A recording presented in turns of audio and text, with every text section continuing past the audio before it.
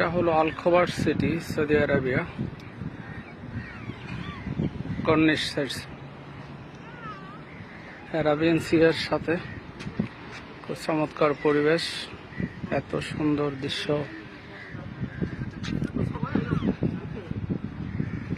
এখানে একটা টাওয়ার দেখা যাচ্ছে, এটা তারা সাগরের নিচ থেকে মাটি দিয়ে পুড়িয়ে এটা তারা তৈরি করছে।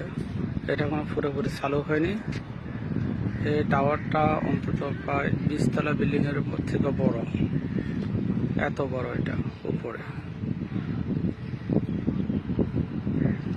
উপরে যেটা সেটা একটা হোটেল হবে এখানে।